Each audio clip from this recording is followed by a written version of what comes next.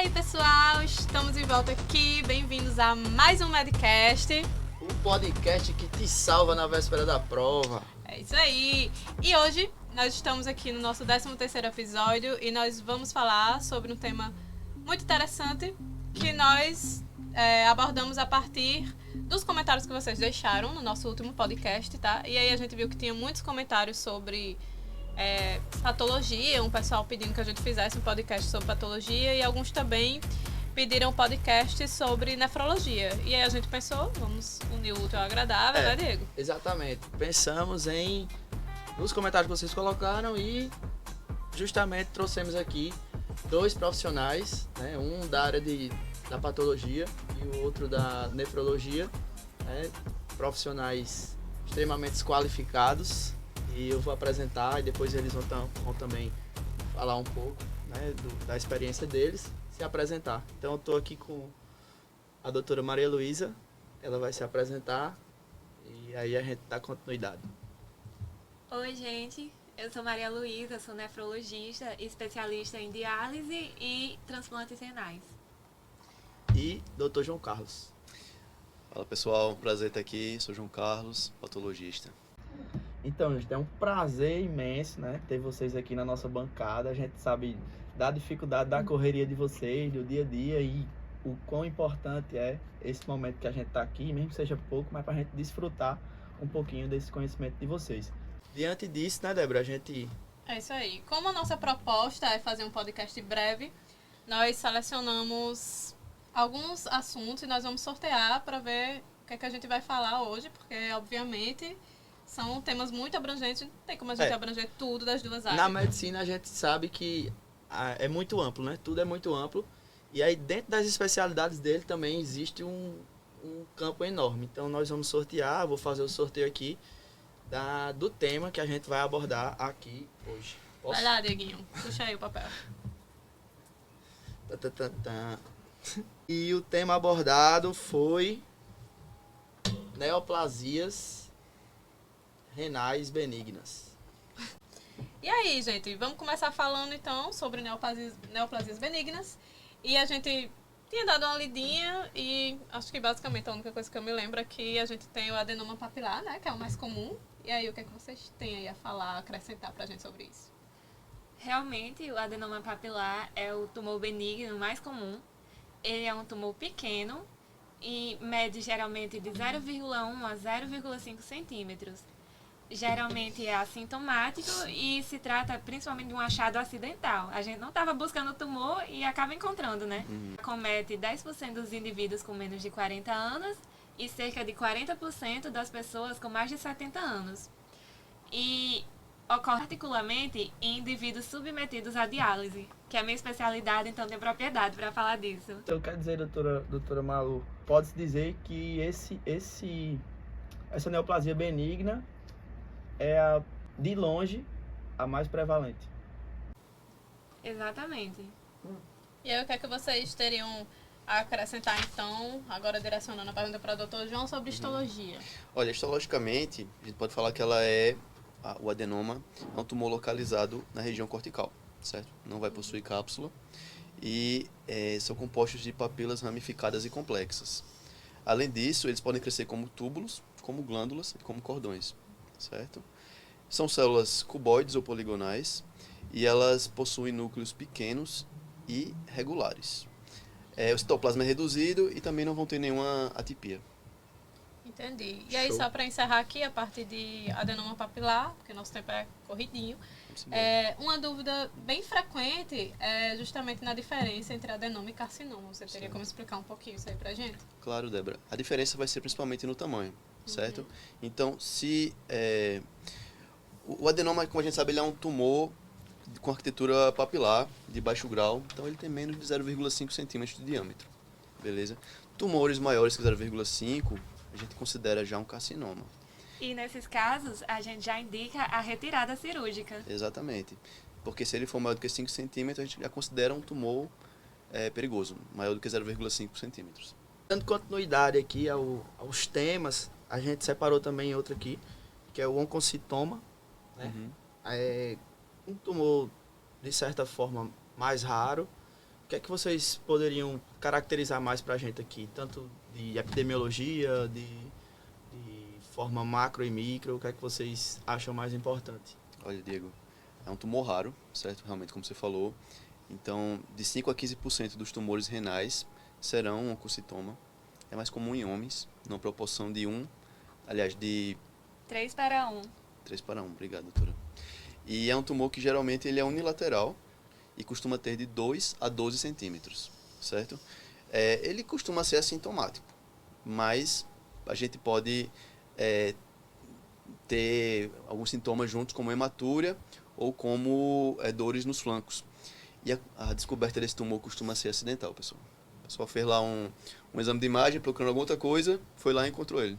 E questão mais direcionada agora à doutora Maria Luísa, questão macro, micro, histologia, o que é que você pode destacar aí para fortalecer? Macroscopicamente, nós temos um tumor com aspecto amarronzado e até no exame físico podemos notar, às vezes, uma massa palpável. E no exame de imagem, nós costumamos encontrar em até um terço dos casos uma cicatriz estrelada central. Esse tumor ele é homogêneo e geralmente é bem capsulado. Quanto à histologia, ele se origina das células intercaladas dos ductos coletores. É composto de células eosinofílicas grandes, com núcleos pequenos e redondos e grande nucleolo. Bem, gente, meu diretor já tá ali me aperreando, ó, falando que já tá passando tempo. Então, como dentro desse tema aqui a gente tinha separado 3 tumores principais, falta só vocês falarem um pouquinho pra gente sobre o angiomiolipoma. O que é que vocês têm a acrescentar sobre o assunto pra gente? Fala aí. Certo. O angiomiolipoma, como sabemos, é um dos mais raros que tem. Atinge apenas 2% dos tumores renais. É comum em paciente com esclerose tuberosa, cerca de 50% dos pacientes com esclerose tuberosa vai ter angiomiolipoma. E ele é característico mais das mulheres, numa proporção de 4 para 1, com a idade entre 25 e 35 anos. O tumor, ele forma nódulos únicos ou múltiplos, e quando ele é capsular, ele tem até 1 centímetro, e quando ele é intrarrenal, pode atingir até 20 centímetros. São nódulos amarelados e lobulares e apresentam hemorragia frequentemente. Estou complementando aqui a colega. É um tipo de tumor que ele tem uma origem em células perivasculares, certo? Então, essa neoplasia ela é constituída de tecido adiposo, de vasos sanguíneos e de células musculares lisas. Por causa desse componente gorduroso, né, de células, componente de gordura do tumor, que costuma ser o mais abundante, o diagnóstico, então, ele vai ser sugerido por uma tomografia, certo? Doutor João, bem lembrado, na macroscopia a gente pode ver que esse tumor ele forma uma massa volumosa, infiltrativa e também com áreas de necrose. Exatamente. Falando um pouco mais do tratamento dessa neoplasia, né, o angiomiolipoma. O que é que vocês poderiam... O que é mais preconizado nas literaturas? O tratamento, Diego, vai depender do exame de imagem, certo? Então, o médico vai pegar esse exame de imagem e vai avaliar o tamanho do tumor e vai ver como é que ele vai prosseguir, certo? Se ele for menor do que 4 centímetros e sem nenhuma complicação associada, sem nenhum outro sintoma, então a gente só acompanha esse tumor durante um ano. Fazendo exame de imagem, vai acompanhando, certo? Agora, se esse angiomiolipoma, se ele for maior do que 4 centímetros ou que ele provoque algum sintoma mais grave, então a gente vai ter que remover. Fazer uma intervenção cirúrgica. Fazer uma intervenção, exatamente. Pode ser uma embolização, certo? A gente vai tentar cortar esse fluxo sanguíneo para evitar que esse tumor cresça, certo? Beleza? Ou a gente também pode fazer uma laparoscopia para remover esse tumor e também remover a parte afetada do rim. Então, o objetivo aqui da gente é evitar um rompimento desse tumor e uma hemorragia. E, no caso, esse é um tumor que deve ser muito bem avaliado e acompanhado, pois ele tem o potencial de dar metástases e se transformar numa neoplasia maligna. Exatamente. Sim. E aí, Débora, mais alguma pergunta para os nossos convidados? Bem, então, né? Agora é a hora daquela perguntinha que é a cara do estudante de medicina, né? Que todos gostam. Então, doutores, professores da área, o que é que numa prova vocês abordariam, vocês dariam mais importância, assim? Tipo assim, isso aqui é o que vocês precisam saber sobre o assunto. Bom, pessoal, eu acho que é sempre bom saber a epidemiologia, né? saber o que se atentar a isso. Nos exames de imagem também, ver o tamanho do tumor. Estar familiarizado também com esses exames de imagem para saber identificar qual é o tumor e que tipo de tumor é esse. Acho que é um caminho. E eu acho que também a gente deve se atentar ao aspecto microscópico. Tem que saber bem a histologia para conseguir diferenciar eles. Verdade. Pronto, galera, é isso. Vocês, estudantes, pegaram as dicas aí dos nossos convidados. Infelizmente, o nosso Medcast está chegando ao fim. Não se esqueçam de deixar aí nos comentários. Vamos agradecer, né? Primeiramente, valeu. Faça as Agradecer honras. aos nossos convidados, que eu sei que a agenda de vocês é muito completa, é muito difícil conseguir um tempinho e vocês disponibilizaram um pouquinho do tempo de vocês para estar aqui com a gente hoje. Então, muito obrigada. Eu sei que a gente brinca muito, mas no final a gente tem uma boa intenção, né? Levar informação para os alunos que estão em casa, que nos acompanham por vídeo, seja no Spotify também, né? Exato. Tem gente que não pode, né? Não assiste, às vezes bota no carro o podcast e escuta, então é de fato a informação, o meio que a gente transmite aqui é muito importante. Então agradecer a vocês, de verdade, né? Nossos agradecimentos.